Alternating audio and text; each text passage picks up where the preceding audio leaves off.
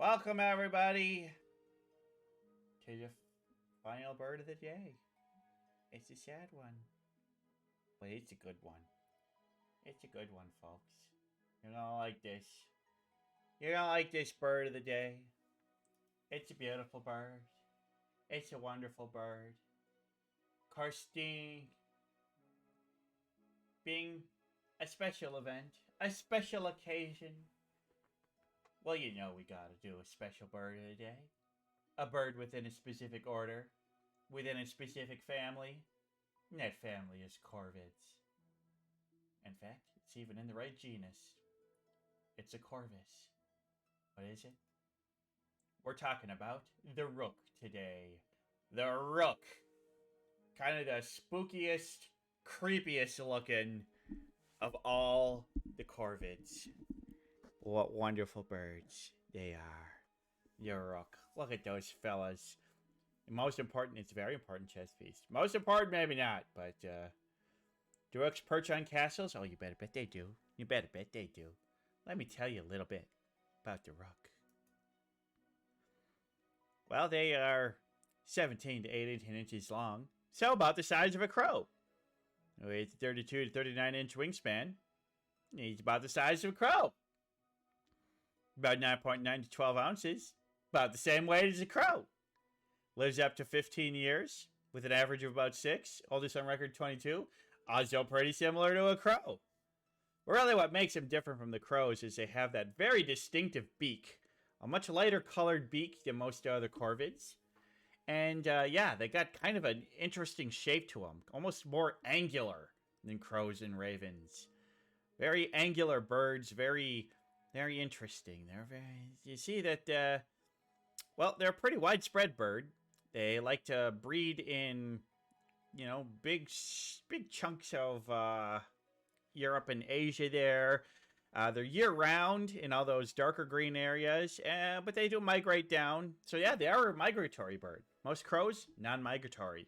Rooks, some of them migrate. They don't all migrate. Some of them hang out year-round, but yeah, sometimes they go for warmer climates. And yeah, so as you see, between the whole Eurasian area, they're hanging out there. Even little bits of Africa. So yeah, pretty widespread bird. Pretty widespread bird. They're crows with neck beards. Wow. But as you can see, passive form, Corvidae, Corvus frugilius. Oh, frugiligus.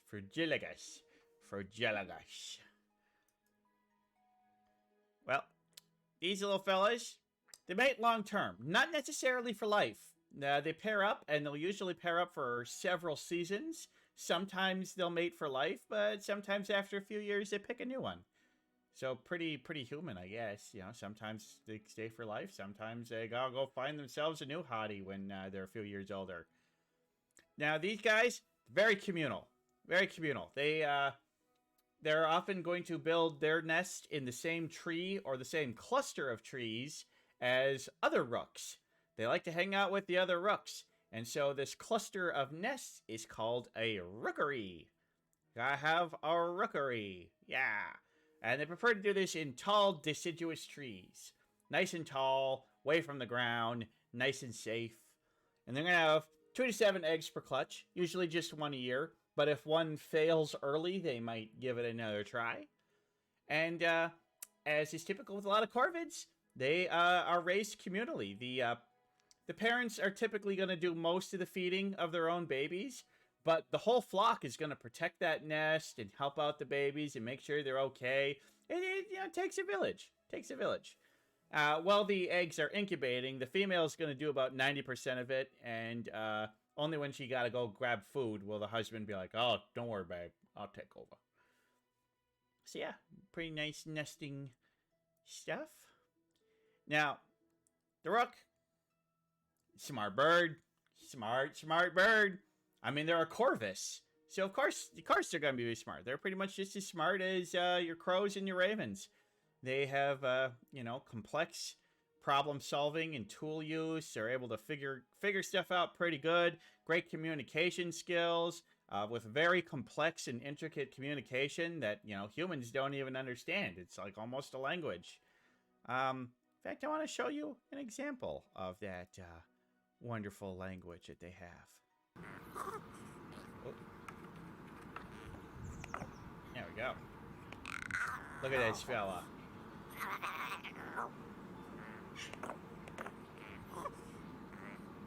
Such interesting sounds.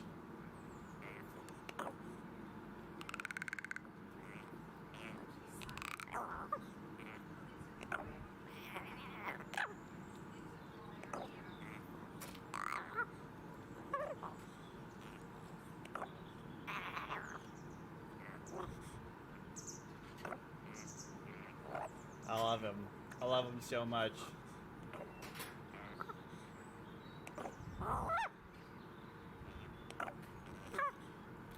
Wonder what he's asking for. Wonder if the human filming has treats.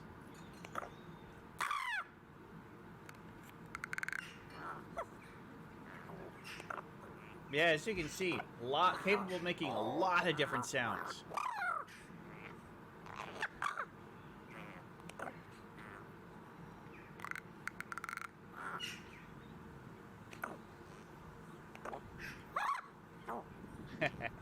I love them.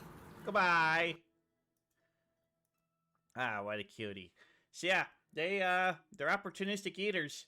They're gonna eat just about anything they can get their hands on. They love peanuts. I mean, they like nuts, berries, insects. That's kind of what it is in the wild. But you know, around humans, they'll steal whatever food they can find. You drop some French fries on the ground, they'll be like, "Them my French fries." They're gonna eat whatever they can eat. It's what they do. It's what they do. But they do really like bugs. So farmers can actually get good benefits of it. It depends. It's like they're great as bug pest control, but if you're the kind of the farmer that uses a ton of pesticides and there's no bugs, then the rooks are going to start going after your crops instead. So it's just like, hey, just keep some rooks around as your natural pest control. If you use pest control, then you get, well, bigger pests. Also, it's bad. Don't use too many chemical pest controls. It's bad for the birds. It's bad for the birds. Don't hurt the poor little birds. Birds are great pest control. Ow. Get peanut. Give them a peanut. Yes, absolutely. Give them a peanut. Unsalted, of course.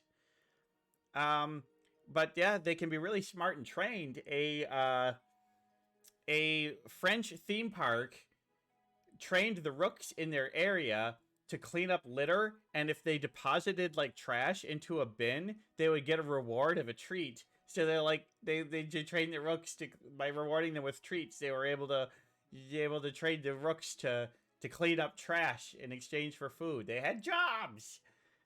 Is that exploitative? I don't know, but I think it's cute. I think it's fun.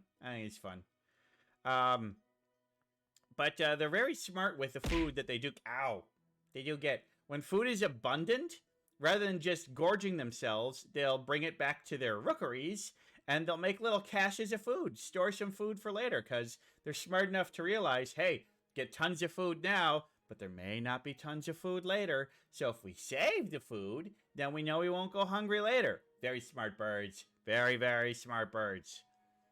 Did you know a group of them is called a clamor? A clamor of rooks. I like it. I think it should be a castle of rooks, but, you know, that's just my opinion. Castle of rooks would have been a much better name. But it's nice.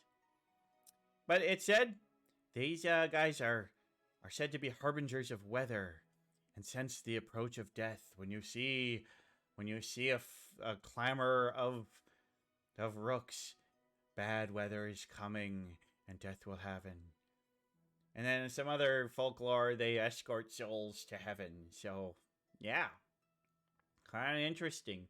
Not super big in folklore, not as big in folklore as their crow and raven cousins, but still pretty neat birds. They're a welcome addition to the Corvus genus. So wonderful. You thought that crow is drinking out of a straw? No, he's using a hooked wire to pull treats out of a tube. Because rooks are real smart like that. Ow.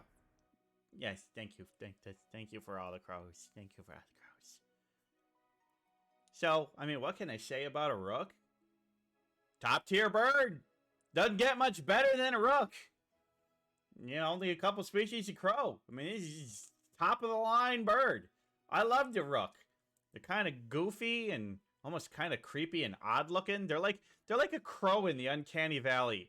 They're like AI generated crows. I love them. No, that's insulting to say to them like that. We love the crow. We have the rook. We love the rook. Rooks are wonderful birds. I think they're super cool looking. They're super smart. Love their community. There's really nothing bad I can say about these wonderful, wonderful birds. So if you're in the Europe or Asian areas, keep a lookout for these wonderful, wonderful birds. Because they are awesome. And luckily, they're thriving because they're smart and they can survive on just about any kind of food. So they're doing great. They're doing great and they're going to be around for a long time. The wonderful rook. Okay, well, I suppose we're going to call this bird of the day done. It was a beautiful bird of the day. And maybe someday there will be more birds of the day. I'm sure there will. I'll do them again. This isn't the last. But it's the last for now. And we love the rook. So thank you everybody who has stuck with this. So many birds of the day. I'm so happy to have this. And we're going to call this bird of the day done.